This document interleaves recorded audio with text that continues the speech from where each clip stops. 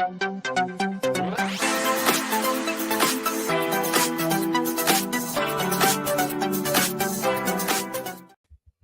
we were good last week. We were so good last week. We were so good. Mike Gesicki, tight end 1. Taysom Hill, tight end 5. Depending on your scoring, he was some leagues he was tight end 3.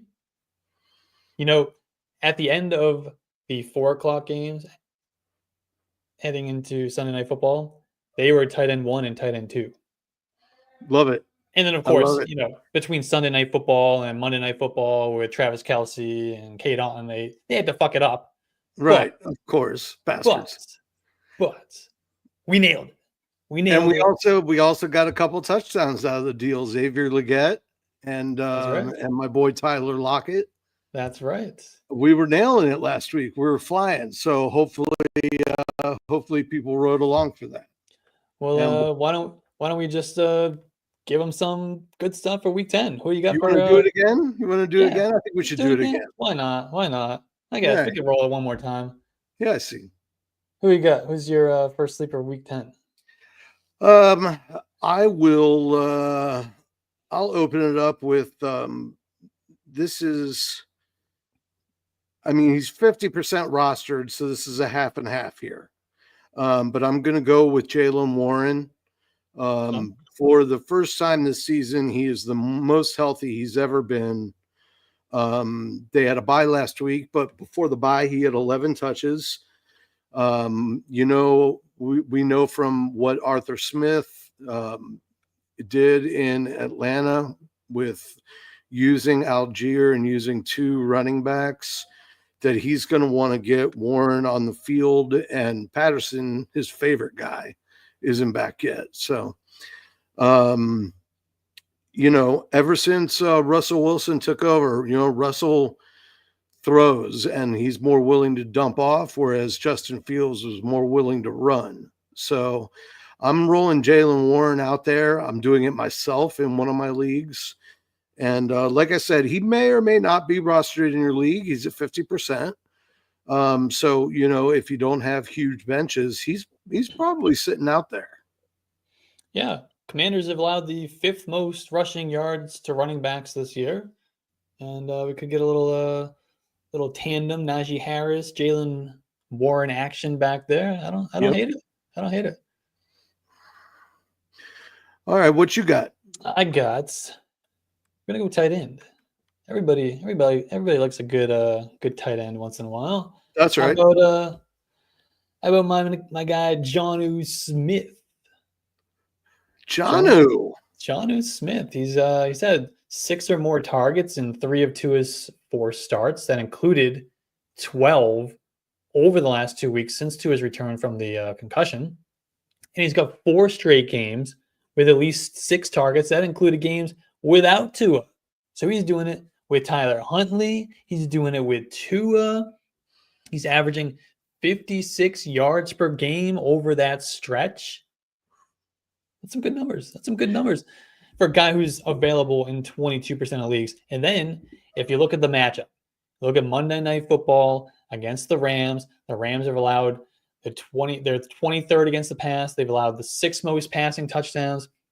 They allow the 6th most fantasy points to the tight end position. And we've seen 3 tight ends have top 5 weeks against the Rams already this year. And you look at the point total in this game, it's one of the highest on the week. It's 50 points in this game. It's going to be a shootout on Monday Night Football. Don't you want to have some skin in the game on Monday? Yeah, you want a piece of that pie. Yeah, it makes Monday night so much more fun when you have a guy like Jonnu Smith that you're waiting for. You need the win. Jonnu's going to get it for you. This is a guy who is outscoring Kyle Pitts at times when they were playing together with the Falcons last year. He's a good tight end. If a team knows how to use Jonnu Smith properly, he can really be productive. We saw it at times in Tennessee. We saw it at times with the Falcons. We were seeing it getting started here with the Dolphins. My Patriots had no idea what to do with him, but everywhere else he's gone, he's been productive. He could easily finish as a top 12, top 10 tight end in week 10. Say that 10 times fast. What do you think? I can't. I can't. Yeah, I think it's worth mentioning also that Tyreek Hill's situation is kind of up in the air That's right. still at the moment. And even if he's not, since Tua came back, Hill and Waddle are both having kind of a tough time. Yeah. So Jonnu is kind of not just become a security blanket, but he's kind of that guy that's reaping the benefits of the fact that their downfield passing hasn't gone the way they thought it would bounce back when Tua came back. It's funny, the first two guys that we mentioned, I'm starting them both in the same league. Ooh. In my home league, I've got Jaylen Warren at flex and Jonnu at tight end for Brock Bowers, who's off this week because I'm only carrying one tight end.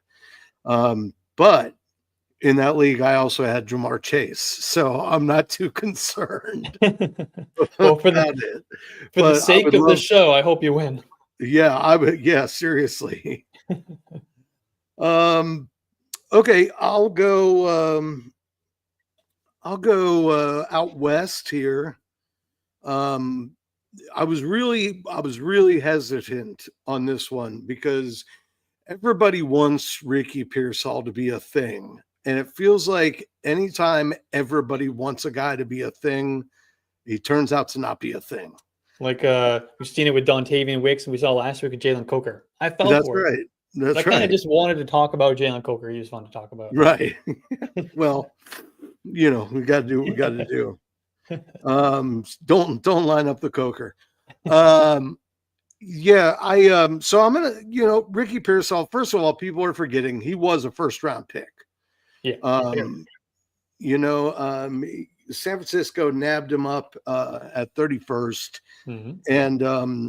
and he would have been gotten a lot more playing time, had he not unfortunately been shot at the beginning of the season. But with Ayuk gone, and some other, ifs in that offense, we don't know Christian McCaffrey. What is he really? Is he going to take a full load? Are they going to have to ride him and Jordan Mason? Until yesterday, Juwan Jennings was still up in the air, although now he's going to play. And but again, this is a situation. They're playing Tampa Bay. Tampa Bay allows a lot of yards through the air, and I'm not a firm believer in too many mouths to feed.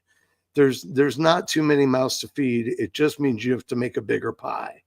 And I think if the pie is big enough, then everybody's going to eat. How's that for a metaphor? Yeah, Thanksgiving's coming. It's pie season, baby. Pie That's season. right. That's right. So I'm rolling. I'm rolling Pearsall out there. He ran 70%, 72% of the routes last week. He is only 36% rostered, but he's in that collection of guys towards the top of your waivers, where you're trying to decide, well, which one's it going to be this week? Which one's it not? And, one of my defaults is always, well, who's playing Tampa Bay? You know what I mean? Yeah, so absolutely. So I'm gonna run the first rounder out there and see what happens. I recommend people do too. Yeah, he's only been 2 games, but he's been playing well. He's got 9 targets over 2 weeks.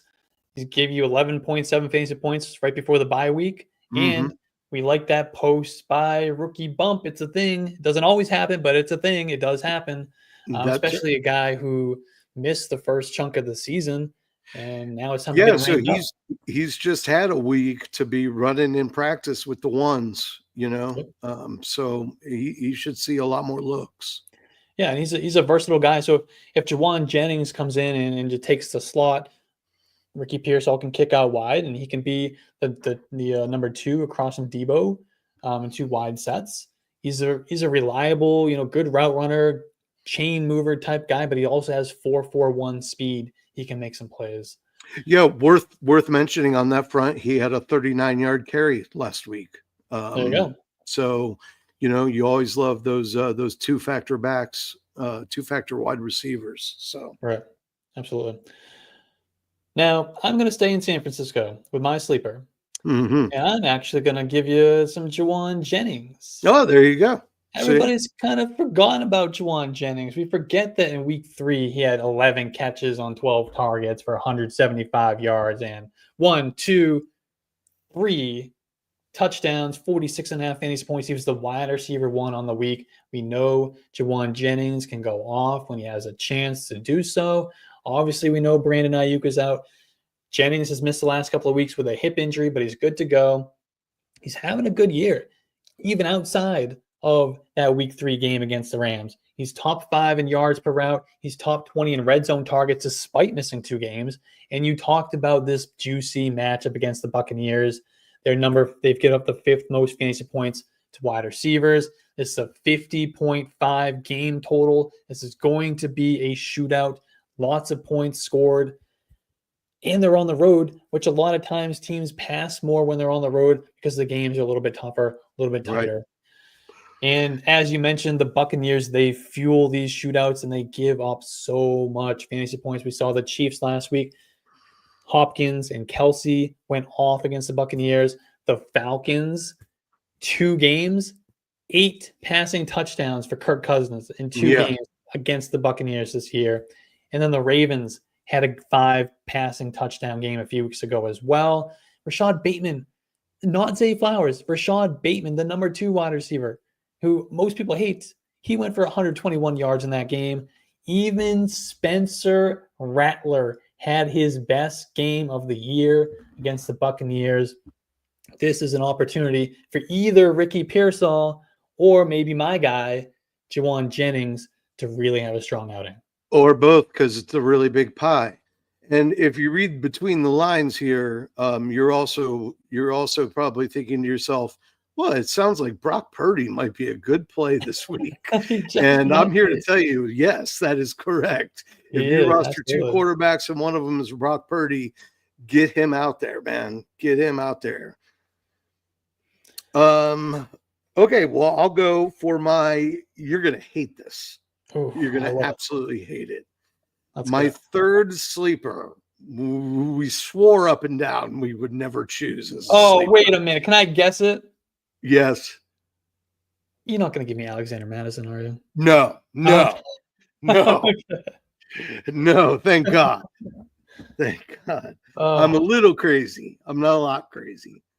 It's Mason Tipton from New Orleans. I know. He smells up the joint. But here's the thing. New Orleans, I can't even say their back is up against the wall. They're done already. So bad. But they do have Carr back playing quarterback, which is good. I would not recommend Tipton if it was Rattler or somebody else. But this is a guy that's run almost 80% of the routes the last 2 weeks, over 75% of the routes in the last 3.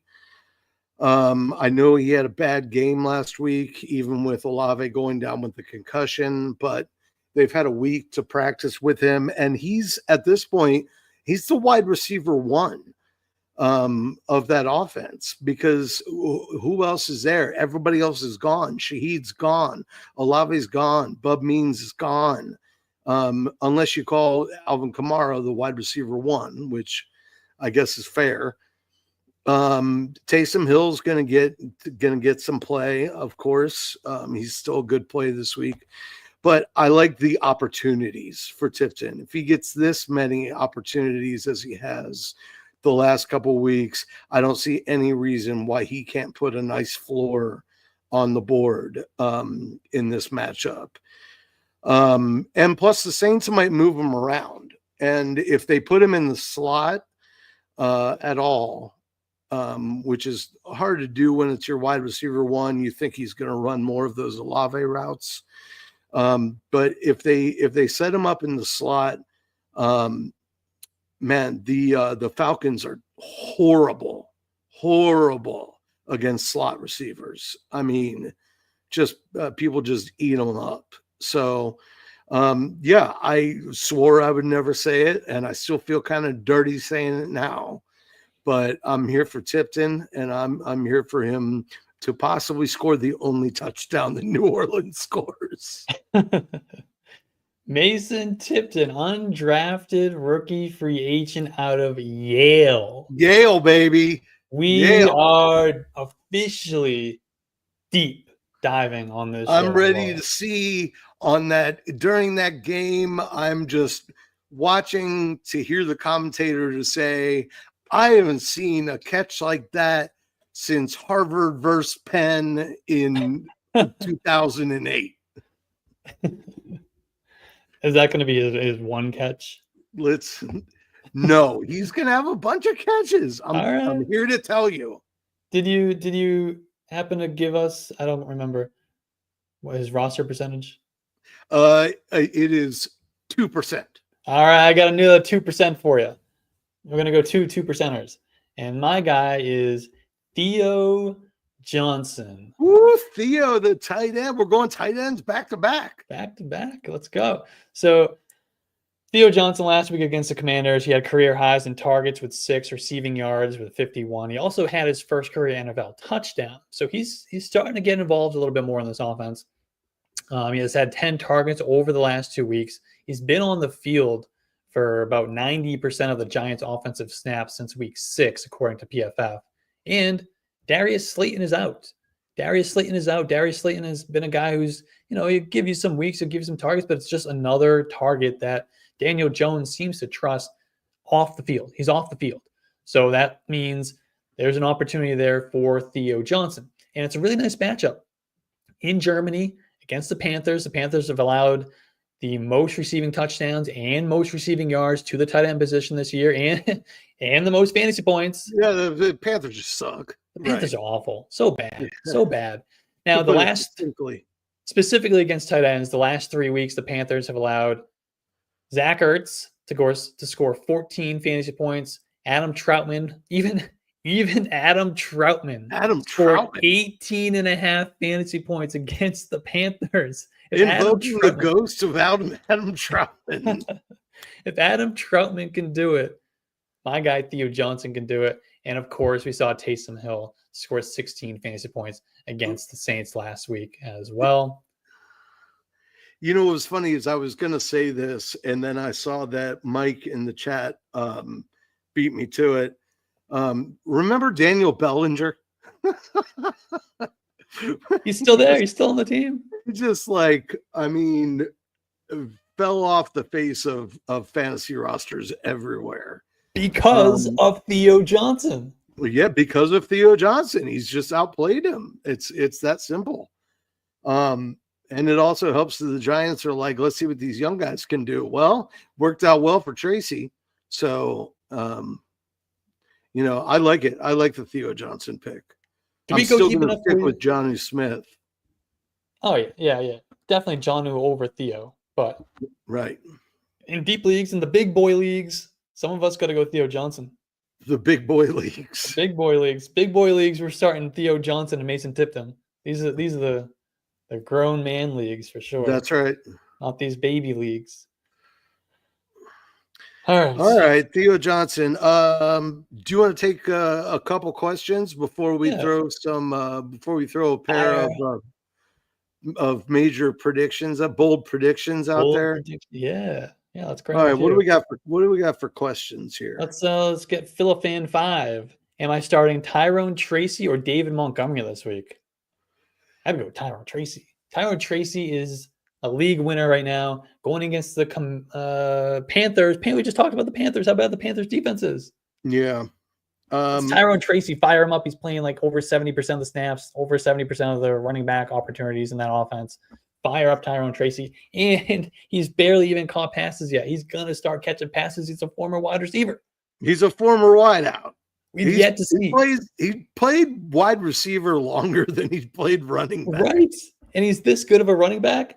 We haven't even come close to the ceiling of Tyrone Tracy yet. He's going to even explode even more than he has. And if it's ever going to happen, it could be this week against the Panthers. They're going to put Tyrone Tracy on display for the world in Germany tomorrow. Achtung, Tyrone Tracy. That means attention in German. Yeah, I'll tell you what, it's hard to bench Montgomery. It is. It He's is. so consistent. But yeah, if I'm gonna do it, if I need I can't even say that. I can't even say if I need a floor, I'm going Montgomery. I'm going Tyrone Tracy for floor and for ceiling in this matchup. Yeah. Because the Panthers are that bad. Yeah, I got Tyrone Traces at like RB7 or something this week. We're all in. How about Tank Dell or Xavier Leggett? I want to say Leggett because he showed that he belongs, but I still just don't trust Bryce. And it's going to take a couple more performances like that for me to really lean into it. Tank Dell, I know, has been a disappointment all season. He played well last week, and Nico Collins is due to come back on Sunday. I think that actually might open up Dell without Diggs on the field. So that means they're going back to last year when Collins and Dell were both starters every week. So I'm going Dell on this one. Yeah, I agree. We finally got the game that we've been waiting for from Tank Dell last week. Yeah. And we've talked about it on past shows, but Tank Dell had a very similar procedure in the offseason that Tony Pollard had the prior offseason when he struggled. He didn't get going until like week 10, week 11. So Right. he's starting to get going now. It's a Tank Dell time. I think he's going to build on his performance from last week. I would definitely go Tank Dell over. Yeah, and Nico's going to pull downfield coverage big time and leave a lot of the middle of those zones open. So Dell's going to have some room to run around. All right, you want to grab a defense question real quick, and then I we'll get to our love bold predictions. Chicago, Minnesota, Eagles, Giants for defense. Chicago is playing the Patriots. Minnesota is playing the Mac Jones Jaguars. The Giants are playing the Panthers, and off the top of my head, I can't tell you. Oh, it's the Cooper Rush Cowboys. The Eagles are playing. Oh, right. And Giants are playing New England. Is that right? Giants are playing the Panthers.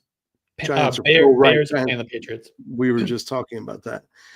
I'm going to go with Chicago on this one. I